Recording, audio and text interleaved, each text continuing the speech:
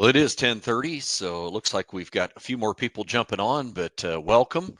I mentioned a minute ago, this is Rich Morrison with NAU Country Insurance. I'm VP of Farm Services, and I get the honor of talking about margin protection insurance with you this morning. I also want to spend a few minutes at the beginning talking about the markets because I think how the markets are trading right now has a lot to do with why margin protection to me makes a lot of sense for 2023. Before I get started, I just want to let you know I'm in North Dakota this week. Shout out to the Bison. Since when in Rome, we'll give a shout out to the folks here. But a lot of my slides, I'm going to show you, a lot of my examples are from North Dakota. And so we do have corn, soybeans, and wheat here. And so I'll show you examples from here, but the policy is going to work the same no matter where you're at. And so just kind of like the markets were the same no matter where you're at. We just get different basis levels, but generally speaking, things work the same. And so I'll give some examples from here, but again, take that and run with where you're at.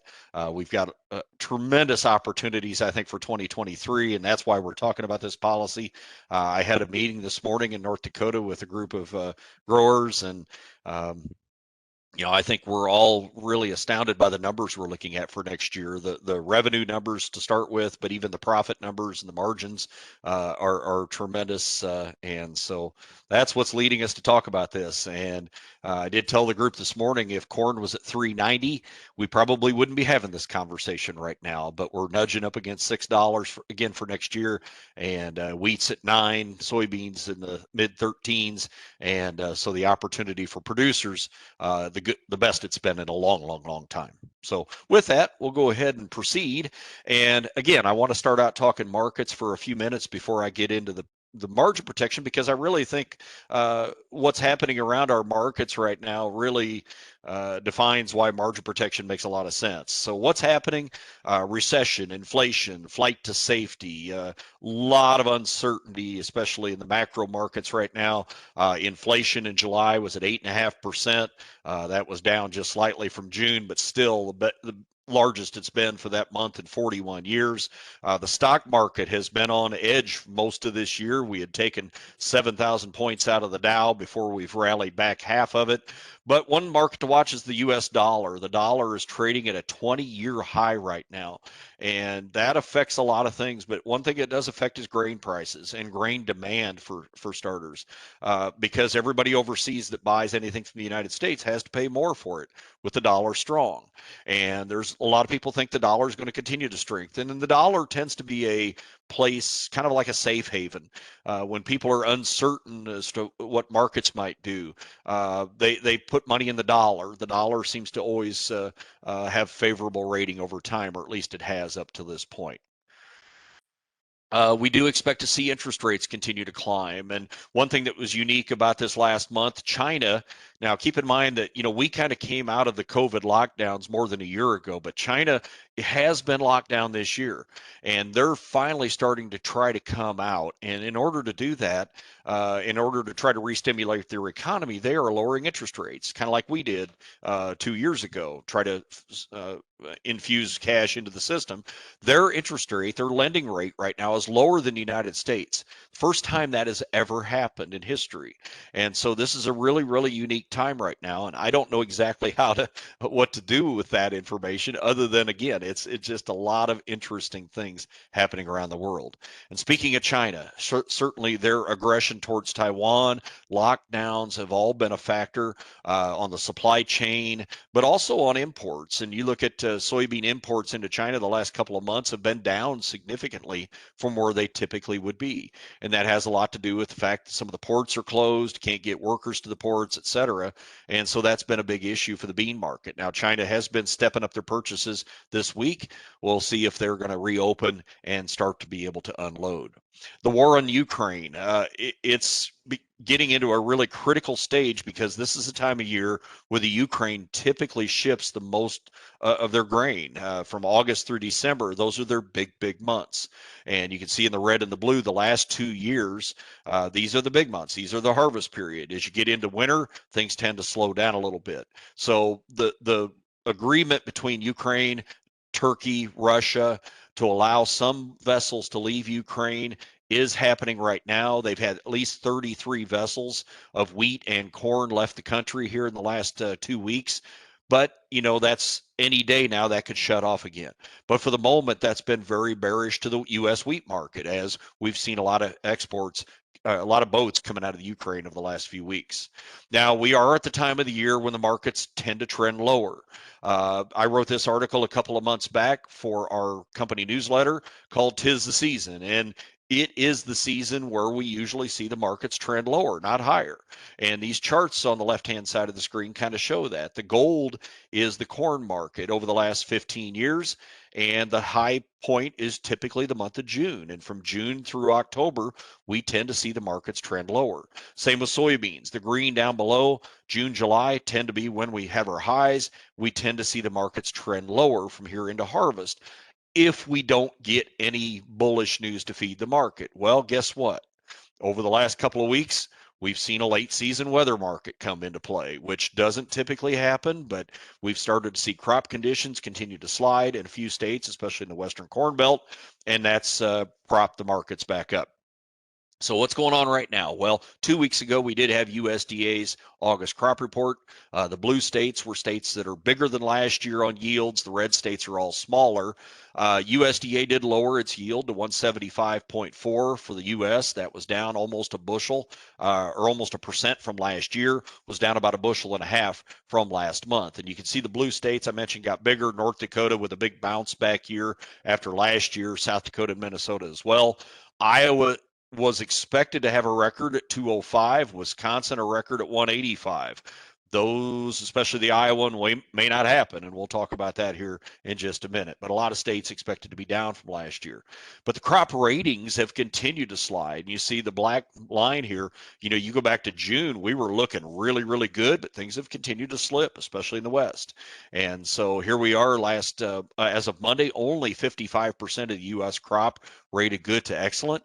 That does not support a yield of 175 right now. And so the trade is starting to come out with some lower numbers. The Pro Farmer Crop Tour is taking place this week, and today they're in western Iowa and in Illinois. So we'll get some of those yield numbers over the next day or so. So it'll be real interesting to see where those numbers come in.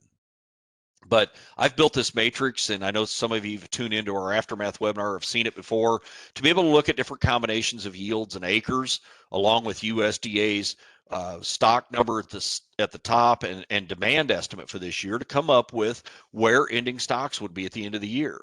And using USDA's current numbers, we would end up a little below 1.4 billion bushels of corn carried into the 2023-24 marketing year at the end of next summer, which is adequate, but it's not a huge number. Now, what's happening this week is we're starting to see some lower yield numbers. You can see some of the across the top. We had quite a few yield estimates above USDA's number when we got the report out 2 weeks ago, and it was at the time a little bit bearish to the corn market. USDA's number was a little bit bullish. Now we're starting to see Dr. Cordonier came out at 173. Graincast this week came out at 169.8.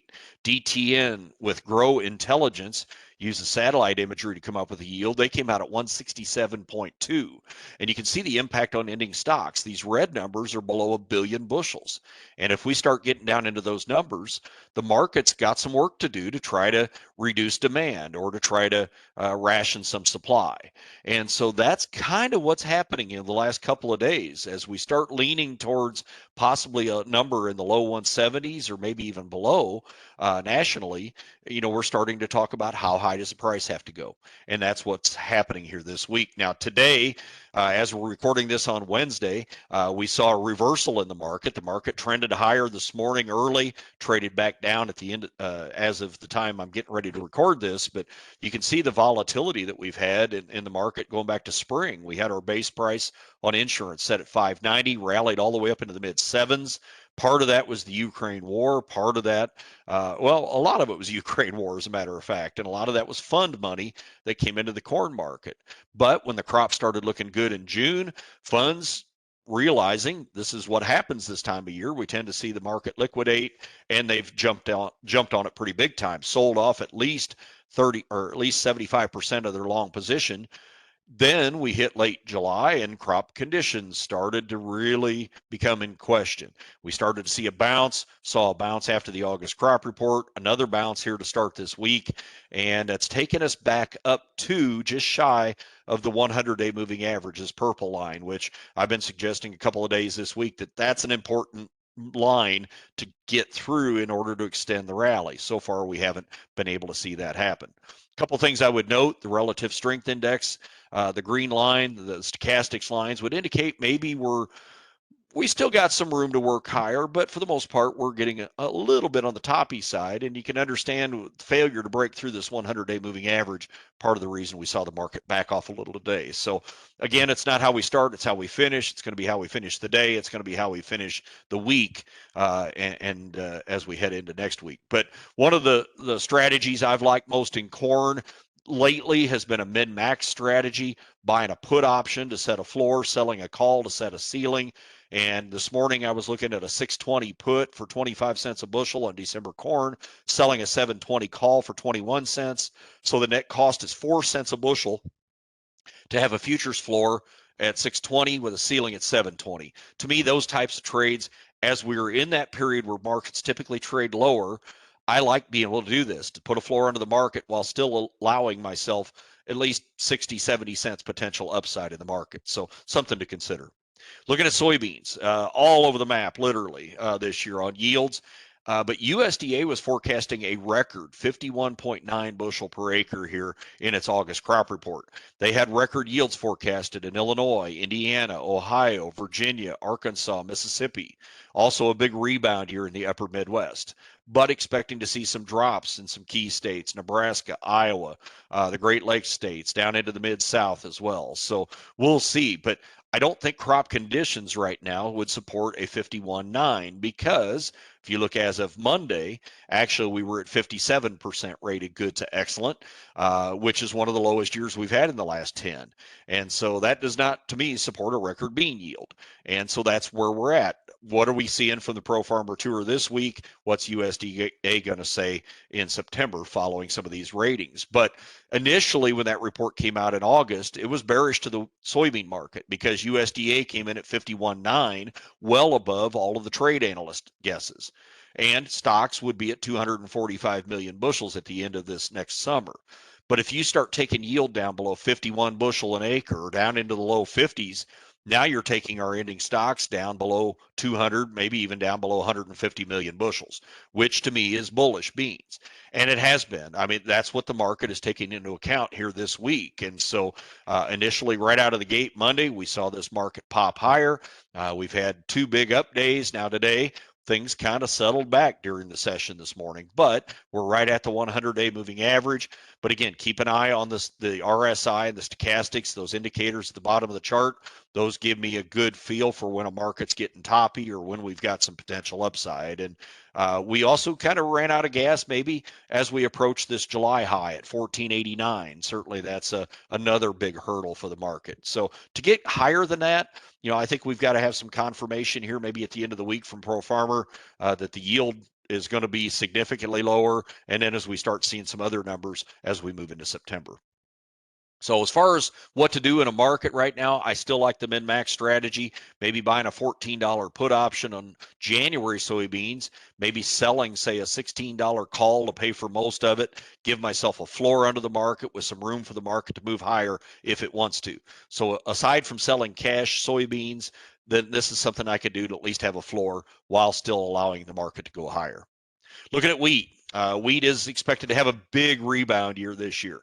We're expected to be almost 2% higher at 47.8 bushel per acre. North Dakota forecasted to have a record yield at 52 bushels. Minnesota, big bounce back year. The Northwest, a bounce back year. The only state down would be South Dakota on spring wheat, according to USDA. But looking at the Minneapolis wheat market, this market was really driven so much by the war in the Ukraine this year. The rally that we saw that started in the spring rallied to new highs at $14. Now we're seeing that country open up for some export business, and that's really keeping a lid on this thing. And even with the corn market rallying, wheat has had a tough time getting up off the floor. My target to do something here has been the 200-day moving average, up close to $10.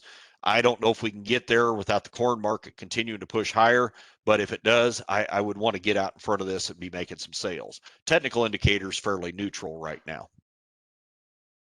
So one plug, if you do not get the market report every day, I do have a column in there called the heat check, where we do acknowledge which markets are hot, which ones are not each day. Check that out. This is from last night, but certainly it gives you an update real quick at a glance, which markets you need to be doing something on, or your producers need to be doing something on, marketing related. The dollar, cotton, corn were all considered to be hot as of last night's close. Crude oil continues to struggle at the moment. So check that out. So thinking ahead to this coming year, this ag economy barometer from Purdue University, this was out a couple of weeks ago, and I think this is a pretty amazing tool to be able to get an idea of what farmers are really feeling right now. And I think that to me, it's kind of amazing that despite the fact that we've got high prices, we've got corn in the 6s, we've got wheat in the 9s, we've got soybeans, in the 13s and 14s right now, that the economy barometer is struggling. And that tells me that there's a lot of uncertainty, that producers are maybe nervous about this year ahead, that we don't know what inputs are going to cost us. We don't know if prices are going to stay where they're at. A lot of things that are that are causing nervousness right now. We peaked out back in 2020 when prices were rallying at that time, coming out of COVID. We were getting some cash from the federal government to help make up for some lack of Chinese export business. So a lot of things were positive at that time. But right now, even with higher prices, I think the uncertainty right now is a big issue. And you can see from this chart from FarmDoc, put this out here a couple of weeks ago, that they're projecting input prices to continue to rise here in the year ahead as we go into 2023. So again, a lot of uncertainty for this coming year. And I think this chart probably says more than anything else I'm going to show you this morning as to why I'm really a big proponent of using margin protection this year. If you look at farmer returns over the last 20 plus years, we had a good run of years from 2007 through 2012, 13. What happened at that point in time? We had record high prices in 2012 in the drought year. And what happens when we have high prices? Input prices go up. That happens. And so input prices rose. And in 2013, as we came off the drought year, we saw acreage expansion, we saw big crops. Commodity prices went down while input prices didn't. And that led us into a number of years in 14, 15, where we had negative returns, 16, 17, 18, 19, not real strong numbers until we got past COVID in 2020 and saw the market start to rally for a number of reasons. 2021, I think, is an outlier because we had a lot of government payment dollars in that year coming off the COVID year of 2020. But you can see that in 2022, that productivity or returns are expected to drop. And FarmDoc is really looking for 2023 to drop substantially. And I think that's what has to do with kind of like we saw back in 2013, where you saw commodity prices drop, you saw input prices high, and we start to see margin shrink. Now, maybe with this drought in the Western Corn Belt, maybe that doesn't happen as dramatically. Maybe it pushes back a year. I don't know. But I do know that if I'm farming, going back to this period from 14 to 19 really concerns me as to what could happen with profitability margins. So with that, those of you that have been around me for a number of years might recognize this acronym that I used a few years back. HINAP stands for Hope is Not a Plan. And so if I'm a producer thinking ahead, what am I thinking for 2023? Well, there's a number of plans that a producer could be looking at right now for next year. Number one is to do nothing at all, which typically is what most of us tend to want to do until we get there. Number two would be to forward sell for next year, which maybe some farmers have started to do. The problem that we have with forward selling next year's crop is a lot of people still have a lot of this year's crop that's unsold. And I'm still talking to guys that still have some of last year's crop unsold. So most guys aren't going to go ahead and sell a year ahead when they still have other crops to sell. One alternative might be to buy put options. You could buy options. The problem with that is they cost a lot of money. And again, if we haven't sold this year yet, why do we want to sell next year? The fourth one is to buy margin protection insurance. Margin protection does exactly what it says. It's allowing you to protect next year's margin at prices that are being determined right now. And so for those not familiar with margin protection insurance, this basically takes revenue insurance that we've been using for 20 plus years now, takes revenue protection and adds another component, and that is input costs. So we're going to take that revenue policy that we've had in the past, subtract a cost of production to come up with a margin. And we can now buy a policy that's going to insure that margin. Pretty simple if you just think about it in those terms. So a few of the details about margin protection insurance. It's a 95% county-based insurance policy. The only other one is ECO, enhanced coverage option, which will be available for these spring crops in the spring. It does use the same county yields that ECO, SCO, and RPI are going to use, the old GRIP policies. So even if you don't buy margin protection insurance, you can check out what those county yields are. Those will be what we use for those policies in the spring. It has a protection factor, which ECO and SCO don't. You can buy the protection factor down to 0.8 or up to 1.2 or somewhere in the middle, depending on how much money you want to get paid if there's a loss, and also depending on how much you want to spend on your policy. The base prices for this policy are being set right now. We're 7 days into it. We started August 15. We go to Sep 14. Pretty important that we see the markets trend higher like we're seeing right now, giving us a good opportunity for next year. The deadline to buy this is September 30th. So that's not ideal for a lot of folks. I get it. You know, we're thinking about harvest. Where I'm at right now, we're in wheat harvest in North Dakota right now for spring wheat. We're going to be moving into harvest in the South and in the Midwest here coming up. So, but think about this. You know, the market never stops. The years never stop. The calendar doesn't stop. And so if you're going to farm next year, you know, now is a time that we can look to be locking something in for next year.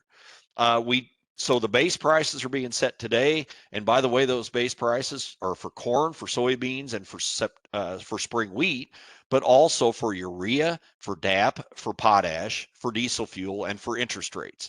Those are the 5 variable inputs that are also setting their base prices right now. The final or harvest prices for 4 of those inputs, for urea, DAP, diesel, and potash, those are going to be set in April. So essentially for those inputs, we're comparing the prices now versus what the prices are in the spring when guys are going to the field.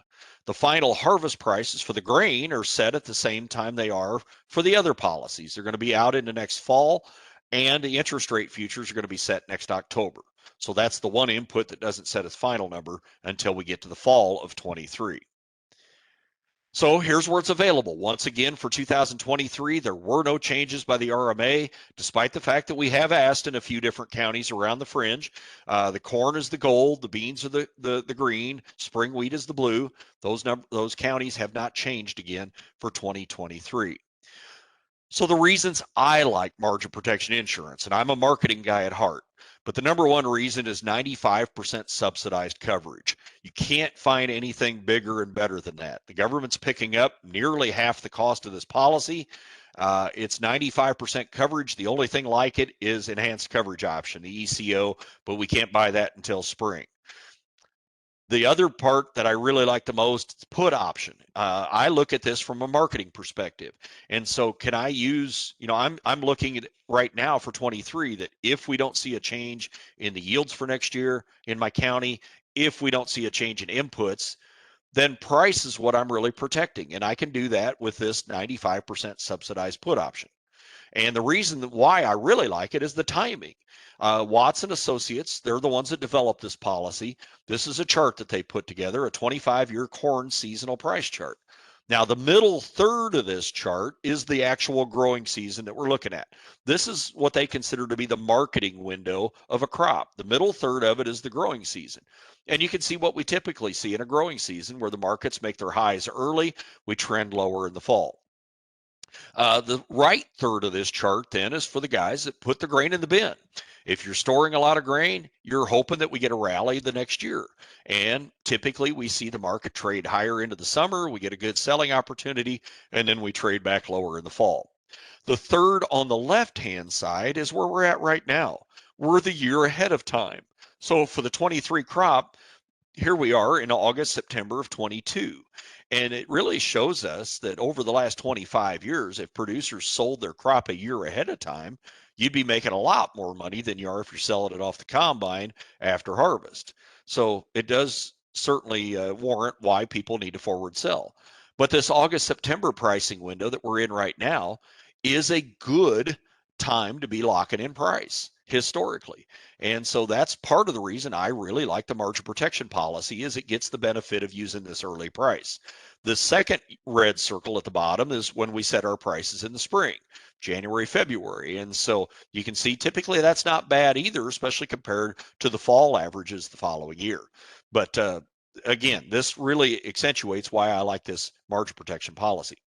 The expenses have become a big part of the policy. Now, up until, through 2018, 19, 20, when this policy first came out, the first few years, we did not see very much movement in input prices. We saw pretty stable levels from September to April. That's all been blown out of the water the last couple of years. We're seeing a lot of volatility in the urea market, in the DAP market, in the diesel fuel market, which has made this policy make some sense. And I'll show you that here a little bit more in a minute. With margin protection, we do have the opportunity to include a revenue protection policy in the spring. And when you do that, the government is essentially going to pick up or give you a credit to do that you can apply towards the margin protection policy.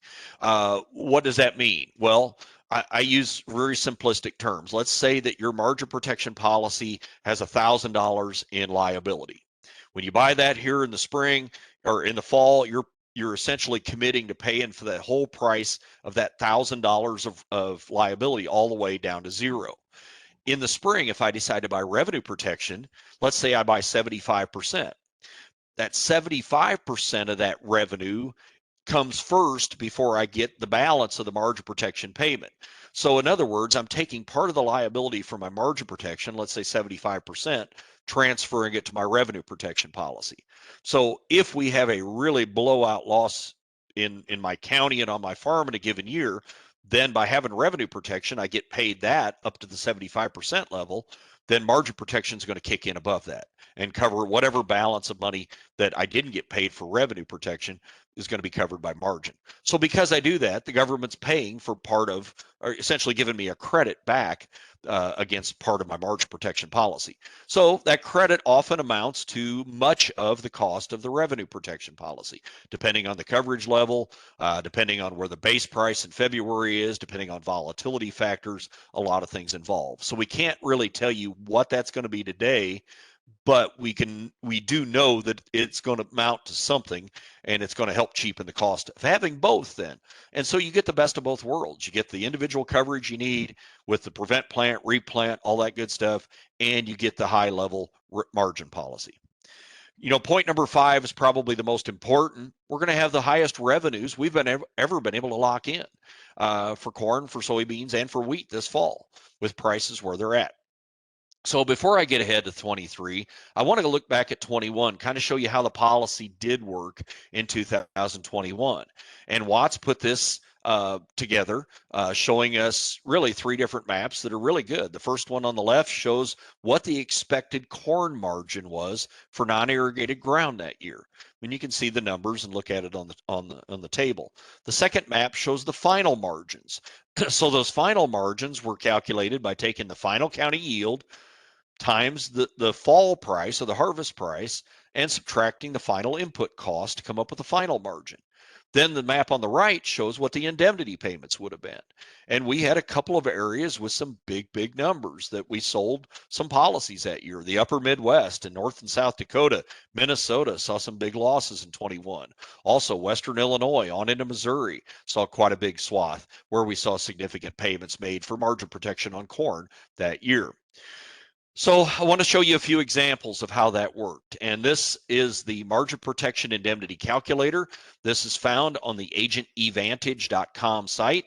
If you don't have a username password, I would suggest you call our call center immediately after this call. get signed up, get a username, password. There's some tremendous tools in this. The R-powered, M-powered, Easy Rev quoters are all in here, but this margin protection indemnity calculator is fantastic. And one of the things I like most about it, Watts, since they're the developer of this product, they keep the prices up to date daily. So all of our projected, our harvest updated prices, everything's updated every day. So let me kind of walk you through this calculator. This is for 2021, North Dakota, for Grand Forks County, for corn. 95% coverage level, 1.2% or 1.2 protection factor. The expected county yield that year was at 145.1. The final county yield was down 15 bushels to 130.3. On the top right-hand part of the page, we've got all of our projected prices that were set in the August-September window of the year before. Now we have urea, DAP, potash, diesel, and interest rates. Quint asks the question, can you collect on both RP and MP? Yes, you can, but they don't overlap. So essentially, you're going to get whichever one's the biggest, either the RP or the MP. And in most cases, the MP is going to be the biggest, but you'll collect your RP loss in the fall. Once you work that claim, the balance of that money would be paid the following year when the MP payments are made. Good question. Fixed costs as well. There are fixed costs, and this number for corn is the same everywhere around the country. Every county that grows corn that has margin protection. The fixed costs account for machinery, seed, labor. I think there's one or two others that they throw in there, but those are the same everywhere. And then the harvest prices were the prices that were set in April for urea, DAP, potash, and diesel, in the fall for interest, and in the fall for the corn. And this year, the fall price went up on corn. So therefore, if we have the harvest price option, we get to utilize that price. So down below, we have our expected costs in the gray box here. The expected costs, and by the way, click on the detail box up here by urea, and it's going to show you how we calculate or how we convert $340 or $228.88 a ton down to $29.94 an acre. It's going to show you the math on how the expected county yield, the higher that is, the more urea we're going to use. So the more that costs. It's going to show you all that in the detail box. The chart over here is going to show you a urea price chart.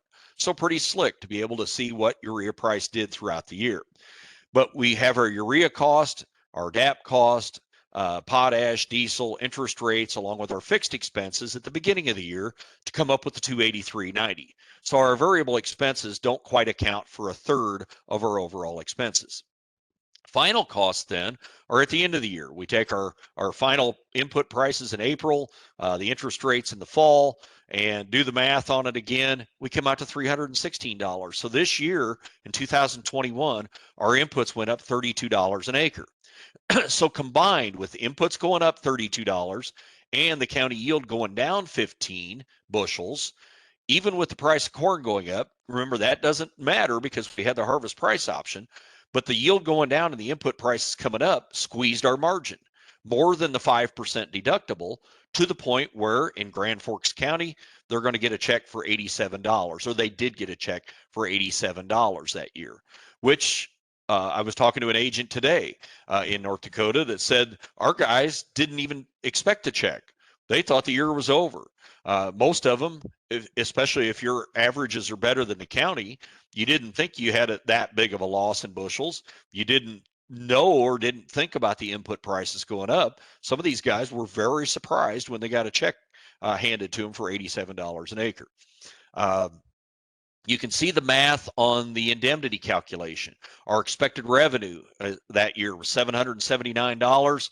The expected margin was subtracting the final cost came out to $495. Our deductible is essentially 5% of this expected revenue. We subtract the deductible from the expected margin to come up with a trigger margin at $456.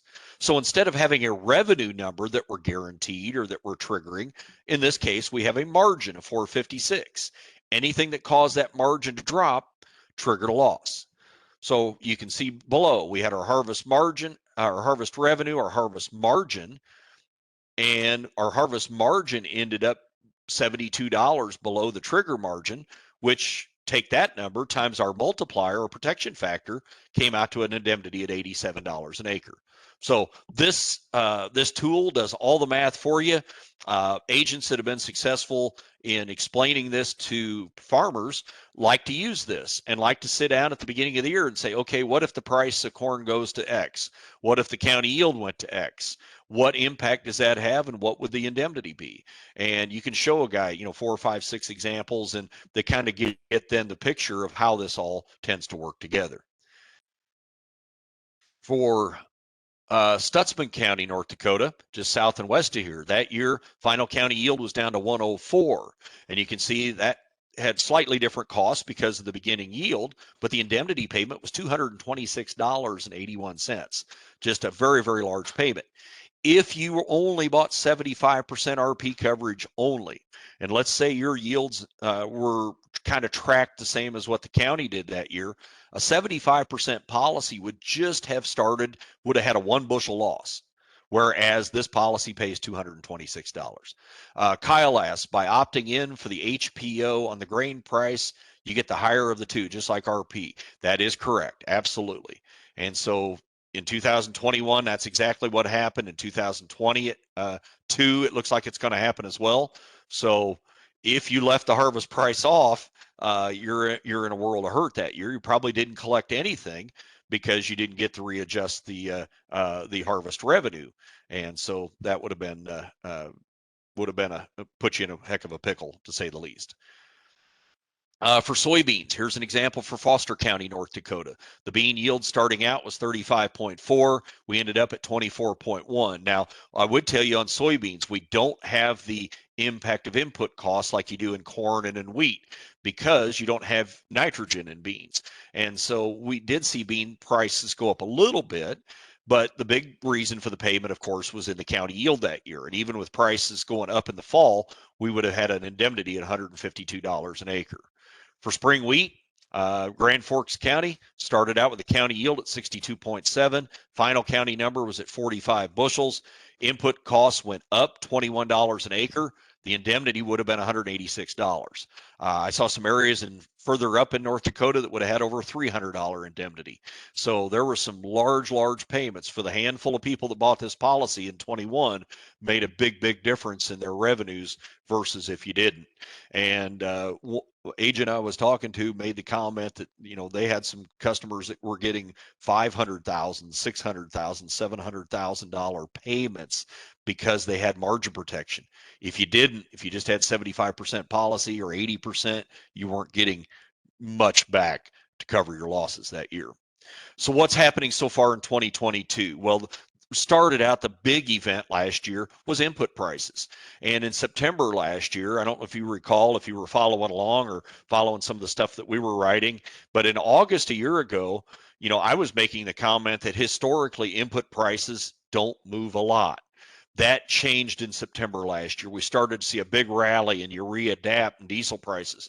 And by the end of September, this margin protection policy was already in the money for payments just because of the rises in input prices.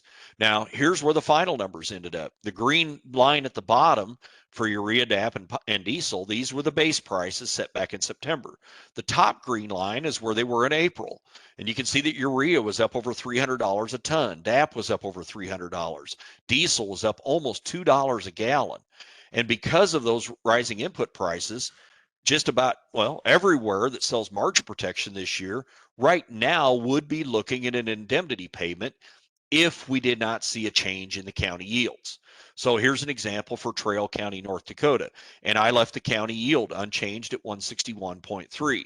But you can see the impact of inputs in the square at the top right. First of all, the corn price has gone up, but urea's gone up over $300 or almost $300. DAP up over $300. Diesel up almost $2. Interest rates over 3%. And the impact of that would be input prices going from $360 an acre to $447 an acre.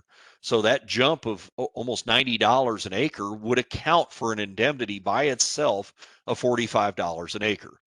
Not taking into account bushels, it is taking into account the harvest price on corn. And in reality, if this harvest price were to go down, that indemnity would go up slightly. It has a minute effect, but it does change the indemnity a little bit.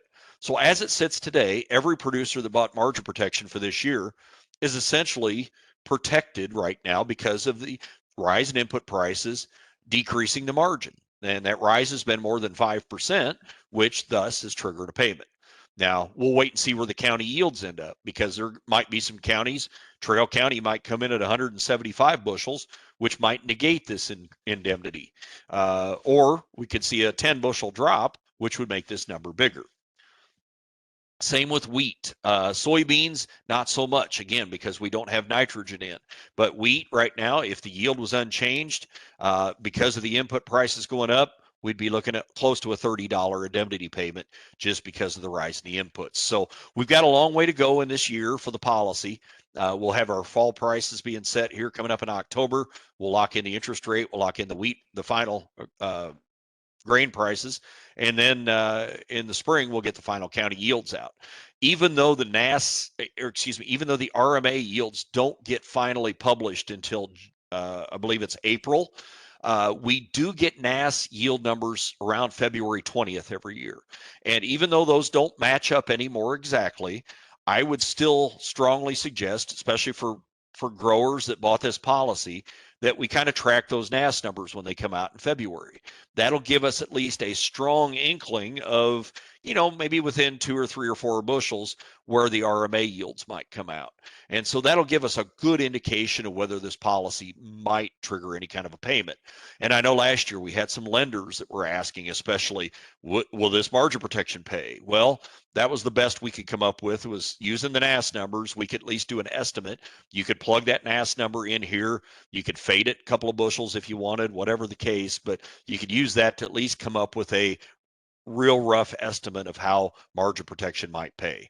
And that's good information to know, because guys are looking to secure credit lines for the following growing season, things like that. So certainly something we can use. Now, where's margin protection most likely to pay this year? I'm thinking these red areas on this map, and this is there's no science to it at this point, but this was a rainfall precipitation map from July 10th to August 10th. And certainly the area that most people are concerned about with the crops are the Western Corn Belt, Western Iowa, Nebraska, Kansas, up into South Dakota, especially when you look at corn and soybeans, maybe even up into North Dakota. But certainly I think you could see some very large payments out in this Western area this year. And so I went ahead and did a couple of what ifs. And the first one here is Douglas County, Nebraska, just outside of Omaha. I've seen a lot of comments on social media about the crop being down in that area. So let's say we had a small 5% county loss this year. If the yield was down 5% with the increase in input costs, we'd be looking at an indemnity right now in Douglas County of $120 an acre. Let's do another one. Let's go to Cherokee County, Iowa, across the state line, Western Iowa. Let's say we're down 10%. Started with a 208, end up with a 187 county yield with the increase in input costs. Now we're looking at a $215 potential indemnity payment. Some of these counties may be down 15 to 20%. If that happens, you're starting to talk $300-400 potential indemnity payments down to their level of RP coverage. But if guys are buying 80%, theoretically you could lose 20% in the county yield or in the individual yield and still not even trigger a payment. Whereas here you'd be getting $300-400 an acre potentially. And so this can be a real game changer, I think, for producers. We saw it in the Dakotas and Minnesota last year. We're seeing it, like I mentioned, in the Western Corn Belt this year. Who knows what next year is going to look like? And I realize, and I live in Western Illinois, and I talk to guys in Indiana, Ohio, Illinois, where crops are going to be decent. But who knows what next year is going to bring? We could flip the script and the West is good and the East is not. And we just don't know from year to year. But we do know that prices are high right now, that the revenues are high and the margins are high. And certainly folks in eastern Nebraska and western Iowa didn't expect this, or in eastern South Dakota. And so we're looking at potentially some large payments. Todd asked the question, can you buy MPowerD if you don't buy margin protection, but you do buy an RP policy? Well, in that case, you would want to buy RPowered, because that would be locking in the potential price on your revenue protection policy. The MPowerD wouldn't attach to anything at that point. But I will hit on MPowerD a little bit at the end. So with that, looking ahead to 2023, Todd wants to catch the high now. You can do that with RPowered. You can lock in the price today with RPowered for your policy for next year. So yes, that is available. So next year, what's going to happen for 23? Well, I've got a lot of questions for 23. Will our inputs be available? What are they going to cost?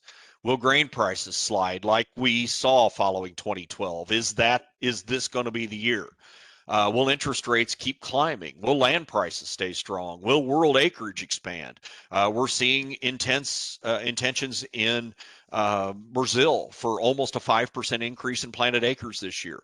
I would venture to guess Europe's going to respond big time following this year's drought. China having a drought right now, they're going to want to crank acreage up. So with prices where they're at, we're going to probably get some big acres next year. And that's what happens when you have high prices. So to defend that or to protect that, I look at margin protection, me personally, kind of like a put option for next year at this point in time. And so the way I look at margin, it's like a put option, but two things are going to eventually affect my price, my strike price. Number one is going to be the final county yield. And we're way the heck away from the growing season next year. We don't have any idea. So at this point, we assume we're going to have an average crop. The second thing is variable input costs, and we are setting those now. So we'll be able to start tracking those where they head, but that will affect up or down potentially the value of that put option that I'm getting with the margin protection policy. But these are the current prices. As of last night, we're 7 days into the pricing window, about a third of the way through the month. We've got the corn average up to $5.92 now, nudging higher with the prices higher than that. Soybeans are up to $13.48, wheat up to $9.01. All those significantly higher than where they were a year ago. I would note the volatility factor. This is going to be a little bit scary for some people because at 28 volatility, I think we were 22 last year in corn. Wheat at 29, soybeans at 22. All these are up from last year, which will directly affect the premiums. So you'll notice, and I don't have those in here for this presentation, but the premium dollars are substantially higher than last year. Because of the volatility, but also because of the price of corn being up nearly $1 and beans being up nearly $1 and wheat being up $1.25. So we've got a lot more dollars that we're dealing with. And I think that was something that came out of our producer meetings this week is that, we've just got so many more dollars that we're looking at this year that the opportunity is great, but also we've got a lot of potential risk, and that's where the volatility factor comes in. One note, volatility the highest it's been in 10 years. But where were prices 10 years ago? We had record highs in 2012. So in order to get high prices, you have to have volatility. And you can't really have your cake and eat it too. You can't really have high prices and low volatility. It just doesn't tend to work out that way. For the inputs, they're all higher than a year ago in the fall. Urea's up $150. DAP's up 125 almost. Potash, diesel fuel up. Interest rates are higher. So we do know our risk is higher on the input side of things as well. But even with all these inputs higher, our revenue numbers, our margin numbers are higher than a year ago because of how high the grain prices are. So I like to look at this as price protection. How is it protecting me versus what I could go buy in the board of trade? So margin protection versus put options. Hope has a couple of questions, 2 items. If anyone needs a Watson Associates username and password, they should reach out to their marketing rep. I'm fill in the blank. So yes, definitely reach out to them, or you can call the call center and they can get you set up as well. When I look at margin protection insurance for Trail County, North Dakota, do the math. Take the premium divided by the insurable yield, comes out to 46 cents a bushel. A cost of a 95% of where the market is today put option for next year is running 44 cents a bushel. So they're nearly identical. However, when you buy a put option, you get price protection only.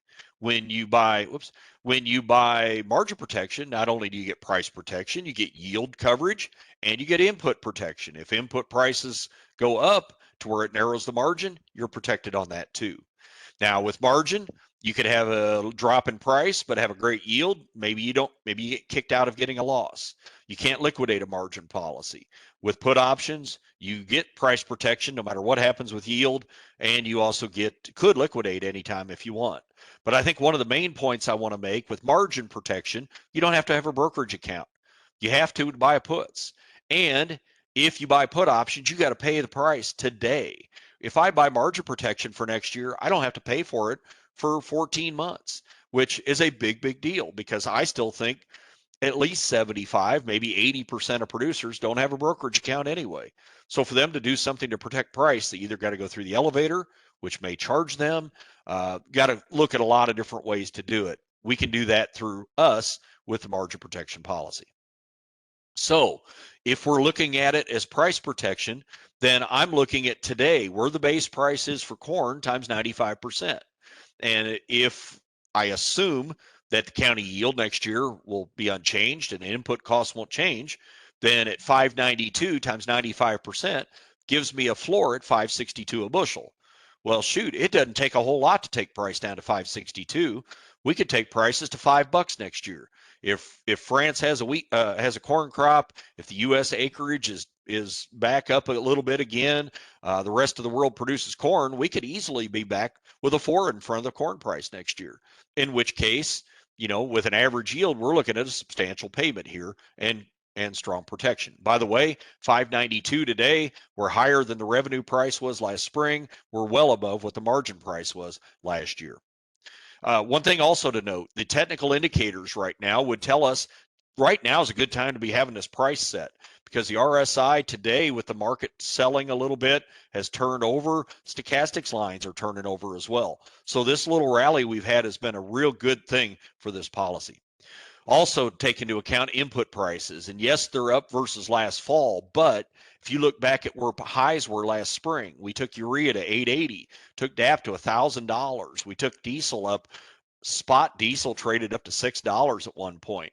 So could we see that happen again next April? I wouldn't rule anything out this coming year. So from where prices are at today, I know we've had some guys say, well, what are the odds of inputs going up? Well, I'd say based on what they did this last year, if you throw any kind of a black swan event at the market, certainly it could happen.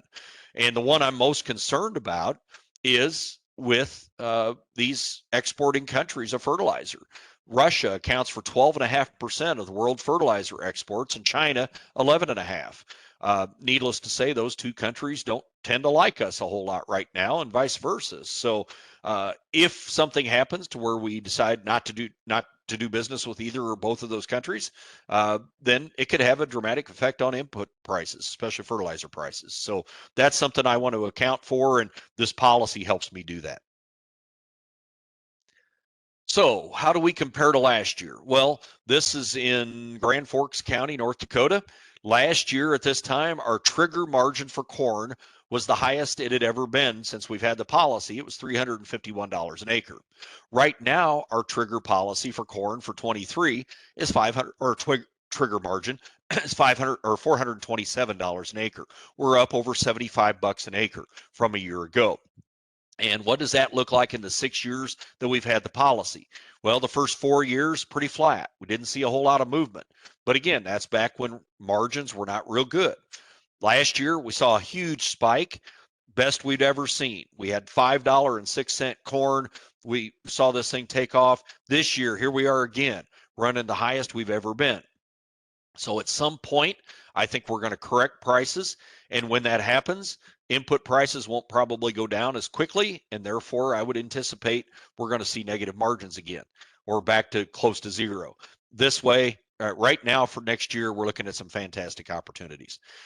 So one of the other tools that we've got available through that Agent Advantage website is this matrix tool. And it's a tremendous tool to be able to look at revenue numbers, gross, net, however you want to look at it. And so what I'm looking at here is the gross revenue on the farm with my policy. And so we've got yields across the top, both county and farm yields. I can change those numbers. We've got prices on the left-hand side of the grid. I can change those numbers. I've checked the box for margin protection insurance and revenue protection. So at the end of the day, you're going to get whichever number's higher on a claim. But in this case, the RP pays first. MP pays second. I've got the crop value in here. So that's taking the bushels times the yield, plus I'm adding in any indemnity payments. So if we end up with a yield loss over here on the left-hand side of the matrix, it's calculating in the indemnity minus the premium. So in this case, I believe our MP premium was $74.41. Then I'm also adding in a 75% RP minus the credit. All of that is taken out of this. These numbers then equate to what I would call the gross margin for the county. And the lowest number on here is $744 an acre.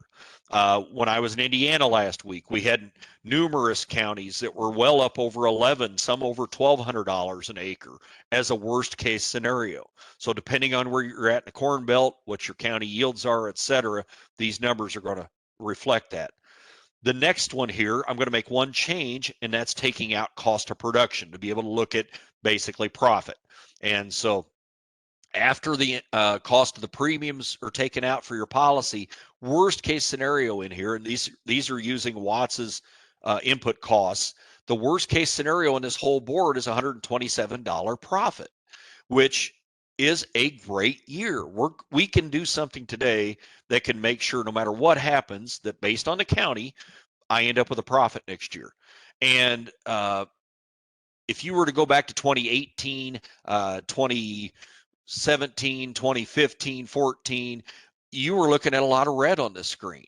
And we don't have that right now.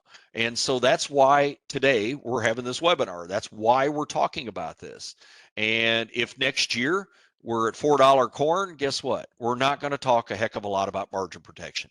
But with prices where they're at right now, the opportunity for producers, the best it's been, I think that's what's leading us to having this conversation. And that's really why we need to accentuate this and make sure that our growers know that this is available, that, who knows, a year from now, 2 years from now, we may not look at it. A couple of other notes. Hope had said, do we need to note that the price movement limitation for MPowerD and RPowerD? I'll hit on that here in just a second. Thanks. And then Quint also says, let's say your farm does poorly. You have a $200 revenue loss in your RP, but the county also does poorly and you have a $250 margin loss. How would you collect? Well, in that example, I'm going to get the $200 RP claim paid in the fall whenever we get the claim worked. The other $50 above that's going to come in the spring. So pretty similar, I guess, to what would happen with ECO and SCO as well. This, however, with margin protection, one thing I would remind you is that this actually has unlimited downside on the margin protection policy. Essentially, it's going to pay down to your RP claim. In that example, you get the whole $200 from the RP policy, you get the next $50. One comparison to ECO and SCO. ECO and SCO have a calculated number of dollars at the beginning of the year.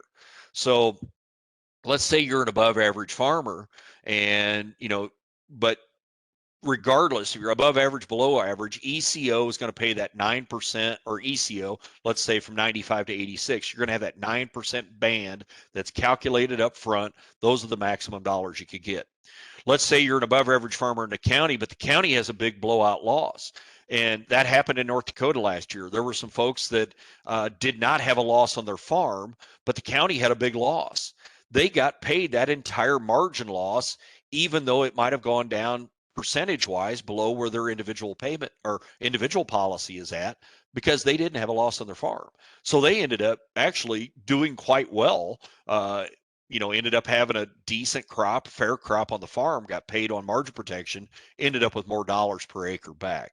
So that's one of the advantages margin protection has. Throw in the multiplier as well. So the dollars can be a lot bigger with margin than they are with ECO and SCO.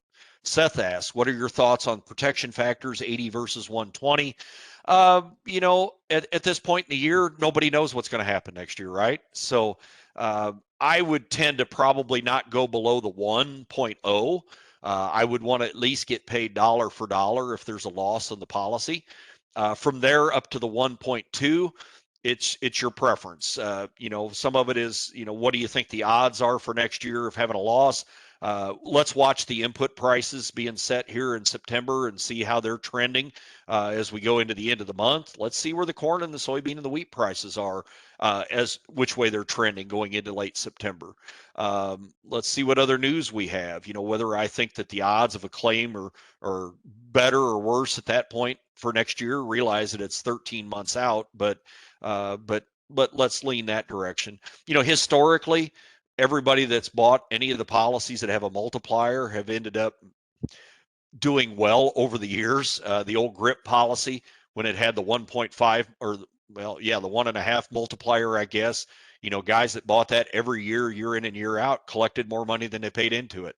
Margin, we don't have enough data to be able to say that yet, but historically, when there's a payment, the payments are big. And I guess if I were to buy margin every year, I would rather buy the multiplier in a year like this than I would when the base price was $4. Just because there's more potential downside on price. Yield risk is probably the same every year, but downside price risk is greater the higher we start. So I would probably lean towards the higher multiplier this year, given the fact that we're starting high. So good question. So again, to me, it comes back to this one right here. This is why we're talking about margin protection this year in a big way. We talked about it last year too, because we were coming down off of this 2021 revenue year and thinking, boy, if this is the year where prices start to break like they did following 2012, I want to definitely not miss out on that protection early in the year. That's where we're at again this year. I'm looking at this number from FarmDoc saying, wow, if they really believe, and maybe they would change this today, given some of the changes in the last 2 weeks to some of the U.S. yields. But even so, at some point, whether it's this year, next year, the year after that, you would have to think commodity prices are going to go back to that break-even window, and or possibly even in a loss scenario like we saw in 14, 15. Most farmers cannot absorb that. We don't want to go back to that level again. Really, we had this 4 years and 5 out of 6 year window where we were looking at very little, if any, profit margin.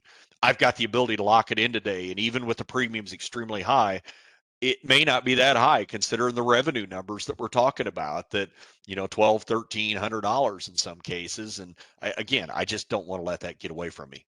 For soybeans, I'm not going to go through all of the same charts, but I do want to show you the price chart, that if I'm looking at this from a revenue perspective as a 95% put option, if we're going to start out around 1346 or so, I think that's today's price, 95% of that's 1281. And you can see just recently we've traded well below 1281. So if I think there's a chance Brazil's going to add acres this year, 4 to 5%. If input prices rise, will we see more bean acres in the U.S. With a lot of double crop wheat interest this fall, or winter wheat interest? Will we see a lot more double crop bean acres potentially? There's a lot of reasons why I might want to use this to protect the bean price for next year. If I'm not going to go ahead and forward sell, this is something I could do. For spring wheat, we are down from the highs. I would prefer not to look back and see where prices were, but think about where prices are. We're at $9 wheat. Do we have significant downside historically at $9 wheat? Yes, we do. 95% of that price is $8.56. But go back and look at the long-term chart on wheat futures, and we just don't stay at these levels very long. We get these spike moves back in 17 to $8, and we were right back down again. $8.14. The couple of years before that, we lingered a little bit. But to me, can we take wheat back down into the sevens, in the sixes? Absolutely, we could. And so if everybody in the world, and that's one thing, every country in the world can grow wheat versus corn and versus soybeans. So is there a chance that could happen in the next year ahead? Yes, there is. So I really think for wheat, this policy makes a lot of sense as well. I had another question. Terry says, Todd says, will this presentation be available? Yes, it will. We are recording it. Terry says, if farming in multiple counties and a producer choose for only one or two instead of all, absolutely. And that's one point that was made up where I'm at this week, where there's some counties that don't have it for corn, but others do next door. And so, yes, it is by crop, it is by county. So you could choose to do your wheat, not your soybeans. You could choose to do corn in one county and not in the other county. So it is kind of a way to spread out your risk management a little bit and maybe not put all your eggs in one basket. So that's a very good question. And yes, I would see some farmers possibly wanting to take advantage of that. So I do want to spend a couple minutes on MPowerD because we did have a question, and MPowerD essentially goes with margin protection. RPowerD goes with revenue protection. So today we're talking about margin with MPowerD. Now we have had MPowerD available for a few months. You could have locked in a base price early. Since we're in the base pricing window, we're not really wanting to do that, but if a producer says, look, there's a long time between September of this year and October next year, if there's a rally at some point during the growing season next year, and I want to take advantage of that in my policy and potentially raise my my dollars of trigger, I could do that. There's a couple of ways to do it. Number one, I could choose months or half month periods. Number two, there's this 19 10-day option period option. And so here's what my screen's going to look like. If I go into the MPowerD quoter, here's what my options are. I could add full months. I could add first half of a month, second half of a month, which is pretty self-explanatory. If the average futures price in the period I pick ends up higher than what this base price is being set right now, I'm going to be able to use that and essentially raise my revenue number and raise my margin number. I can also add this 19 10-day interval package. That package starts after March 15th, runs every 10 days, 19 of them from there till the end of August.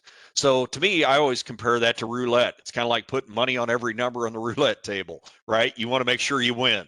And if there's a rally at any point in time during that period, you're going to be able to use that price. So take a look at these if you have farmers interested. I believe the sales closing deadline for MPowerD is November 30th, I think. I know it's in November. So producers don't have to make this decision today.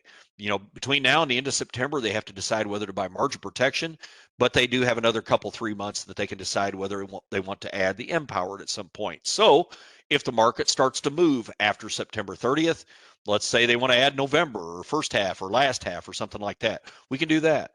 And if they want to take advantage of a sudden price jump.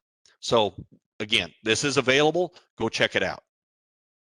So the bottom line to me, we've got a lot of uncertainty ahead. This last couple of years, 2020, 2021 on into this year, been a lot of uncertainty, but certainly world food, energy security remains at center stage. I've told the groups this week, I'm glad I don't live in Germany going into this winter. Germany's looking at record high, well, we are around the world, but record high natural gas prices, heating oil prices. Coal availability is going to be tough in that part of the world. I've seen that their government's telling people it's time to cut firewood. Get ready for winter. And if we hit a cold winter in Europe, there could be some real movement in a lot of markets around the globe this winter. Food availability, the opening up the Ukraine shipping for the moment has helped that. But, we're only one missile attack away from seeing that go away again. So we'll be on edge, certainly. Inflation is not going away. Price volatility is not going away either. But again, I mentioned earlier, volatility is not always a bad thing because that's how we get high prices. Ag input costs remain high, but even with all of that taken into account, our profit margins, our opportunities are very, very strong again for next year, the best they've ever been. So even with the high input prices, the grain prices have overcompensated. But that may not stay the case forever. And so that's why we're talking about this policy. Keep an eye out for more black swans. I used to talk about black swan events. Those seem to happen once every 4 or 5 years. Now it seems like we have 2 or 3 a year lately. So between politics, between the geopolitical situation amongst countries around the world, COVID and other outbreaks, we've just got a lot of things impacting our markets right now. So I like margin protection because it provides some security. It's a known for next year. We know what we're going to have locked in. I like knowns, tend to be a little bit on the financially conservative side. So it's kind of nice to have to know what a worst case scenario is. And for producers, I've told this story. My dad, this is his last year farming. And so we're already talking to some folks, some neighbors about farming the ground for next year. And in fact, a month ago, we met with a couple of guys. They signed a lease for next year. That when they walked out the door, I told my dad, I said, boy, if that was me, I would want to go lock something in for next year. To me, margin protection would be a way to do that. To know that, I signed this lease for 3 years or whatever the case is, at least I know I can lock in some profit for next year. Otherwise, if I'm waiting on the market, if I'm waiting on February, we don't know what's going to happen come February. So this is a way we can do that. So if there's any other questions, I forgot to mention at the beginning, but please shoot them in the chat box. If not, you can email me at rich.morrison@naucountry.com afterwards, and I'll be glad to address those. If there's any information you need that I shared today, please feel free to reach out. We'll be glad to do that.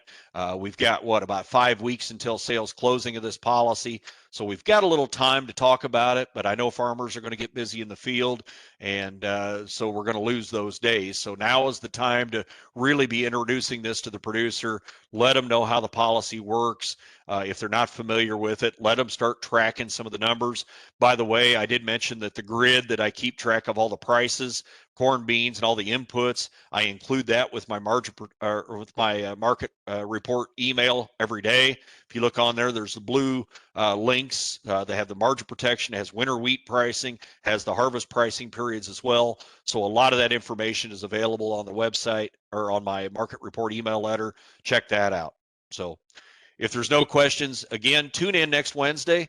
I believe Kane Adams will be talking about ECO and SCO on our next Country Connections webinar. So take care, and I'll look forward to visiting with everybody again sometime in the near future. Thanks.